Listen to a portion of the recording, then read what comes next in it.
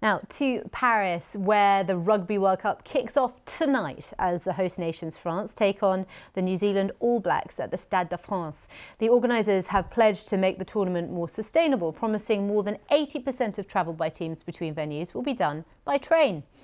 But there has already been a major PR scrum over the event's lead sponsor, the French energy giant Total Energies. It has been accused of sports washing and greenwashing. Now, Australia's former rugby captain, the flanker David Pocock, has told the BBC that oil and gas firms should not be allowed to sponsor the event. Total is keen to stress its low carbon credentials in its official commercial and says it will be investing nearly €5 billion in renewables by the end of this year. But the chief exec of World Rugby, Alan Gilpin, has admitted there is a challenging debate around them as a sponsor and as a fossil fuel company. Here's a video released by environmental campaigners Greenpeace giving their take on Total's sponsorship of the World Cup.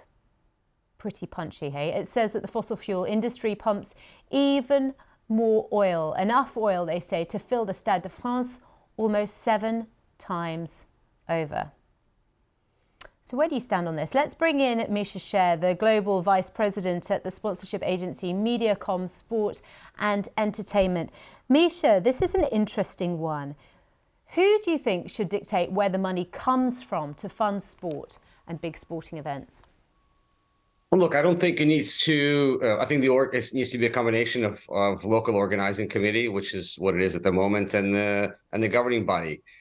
This particular decision was made by the organizing committee because it's under their jurisdiction, and I think it's important that we don't just rule out an entire category just because it's potentially controversial.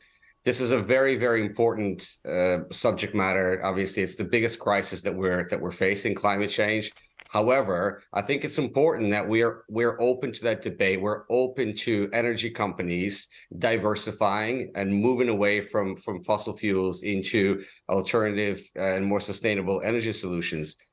From what I have seen and from everything I've read, Total Energy are doing that, and they are working with local organizing committee to make sure that they lower carbon footprint of the Rugby World Cup, and that they are in line with the commitments they made under the Paris Agreement. So I don't think it's helpful for us to say that we should not be working with fossil fuel companies or energy companies, and they should not be at all involved in sporting events. I just don't think it's helpful. I think we should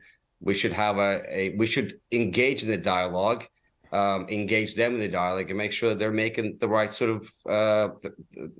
of decisions to move away to more sustainable energy. So, if Total Energy were regarded as a responsible sponsor, why is it that the chief executive of World Rugby admits that there is a challenge around them being a sponsor and that the model is going to change and the decision would be different in 2025? I think the decision would be different from the point of view that everything from 2025 onwards is going to sit under jurisdiction of World Rugby. At the moment, the way that the organization is set up is that you have the governing body, which is World Rugby, and then you have the local organizing committee. And because of the way that it's set up, they can make decisions individually. I mean, although they obviously be speaking to each other, and in which it doesn't mean that they wouldn't make the same decision. But what it does mean is that it would be made by there would be one governing body who has certain commitments and objectives, and they'll be making that decision from 2025, and that will be World's governing rugby's governing body. Misha, we've just had the semi-final match at the US Open tennis suspended for hours because activists glued themselves to the floor. Is the Rugby World Cup prepared for potential disruption, do you think? I think they'll be ready for whatever may come their way. I think we've unfortunately seen instances of this throughout major sporting events over the course of the past 12 months.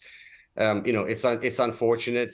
I wish there was another way that we could engage, and again, to my point earlier, to what is a very important dialogue But I think we need to engage with these companies. They are not going away. They are, we have been reliant on fossil fuels for many years. We have to diversify our energy solutions into more sustainable ones. And the only way to do that is to engage with companies and work with them and make sure that we're collectively moving that direction, instead of having any types of solutions where we deny them access or the opportunity to have that debate. Misha, Cher, thank you very much for your time. Thank you.